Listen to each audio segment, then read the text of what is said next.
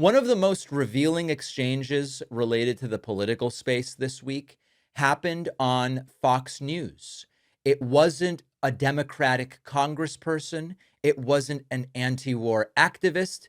It was our friend Jessica Tarlov. Jessica Tarlov asked a question that nobody in the Trump administration seems to be able to answer consistently. And it goes back to what we were just talking about with J.D. Vance, which is if Iran's military has been devastated, if their nuclear program was already obliterated, if they're supposedly desperate for a deal the way Donald Trump said 10 times in the last 24 hours, why does the war keep coming back and why does it get bigger and bigger?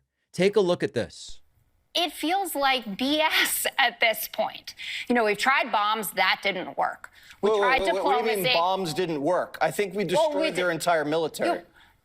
If it was as obliterated as you say it is, we wouldn't have any of these problems. That's the truth. It's one drone, Jessica. It's one drone. Okay, everything's going tanker.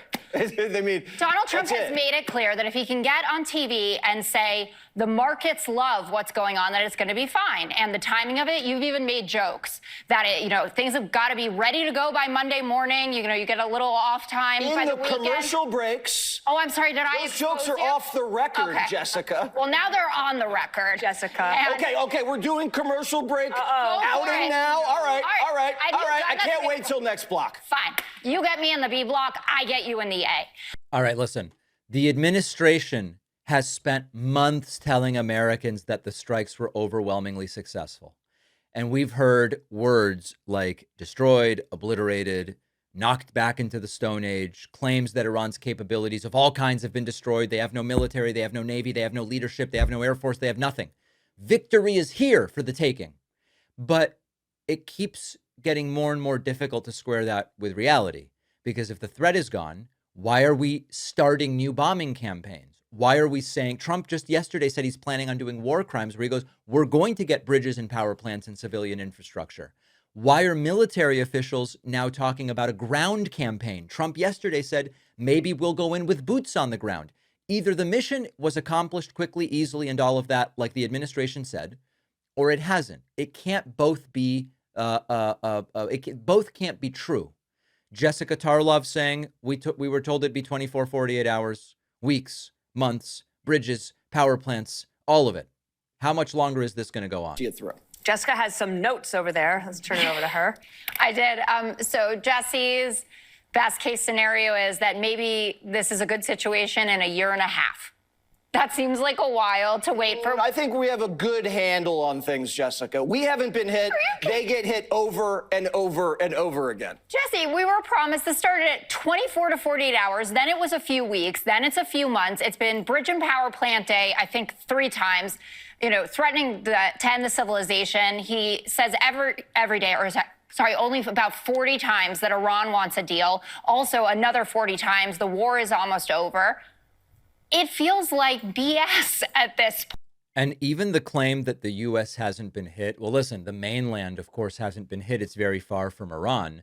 But U.S. bases have been hit throughout this in Qatar, Bahrain, Kuwait, the United Arab Emirates. I think Jordan and maybe Saudi Arabia. Like this whole we haven't even been hit thing is really quite stupid at the end of the day. And it's another. Look at how the timeline has changed, is the point Jessica Tarlov is bringing up. We were told last summer's strikes would solve the problem, and then it would wrap up. And then it was like, oh, actually, we've got to go back in, but it's going to be very quick. We need to do a little more pressure. One more round of bombing, another warning, another declaration that they're about to surrender, another promise that it's over. 40 times, it's basically done, and we've got a deal. And if you've followed American foreign policy over the last several decades, this is a familiar pattern, which is we start a military intervention with a lot of confidence from the people in the White House. Officials say that the objectives are limited and it's going to be a very quick timeline. The timeline starts to slip. The objectives change and expand. What it means to win is completely redefined. And suddenly the public is being asked to support a conflict that is very different from the one they signed up for. We are months into this thing. Trump campaigned on ending wars, and he has started one. And his supporters were told, we're not going to be policing the Middle East. That's stupid. That doesn't make sense. But instead now they're going, we might do boots on the ground and attacks on civilian infrastructure. What a shift. And it explains why even someone sitting on the Fox News set is able to point out the obvious inconsistency, which is, if victory has happened, why does victory keep needing another week and another bombing campaign and another escalation and another promise that the end is near? You got to stop listening to the promises and just look at what's happening, which is 3-week war became, I got to go back and I'm estimating, I think this is week 21. It might be week 22 or 23. Good for Jessica for bringing that to the Fox News audience. We will review today on the bonus show the Todd Blanche confirmation hearing for Attorney General. We are going to talk about calls for from AOC and others for networks not to air tonight's primetime Trump speech.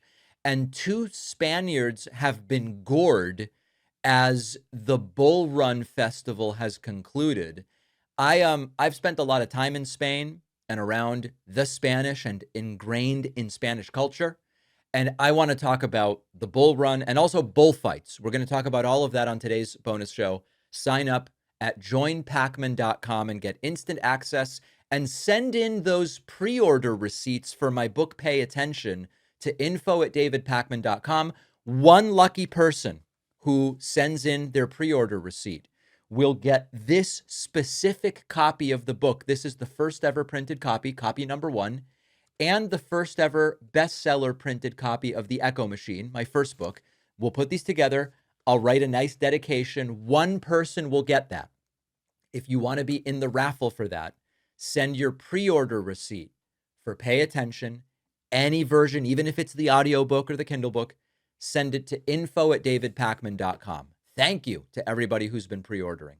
Appreciate you watching. Stick around for this next video, and don't forget to hit subscribe so you actually see our uploads. You can also catch the full podcast on Spotify and Apple Podcasts.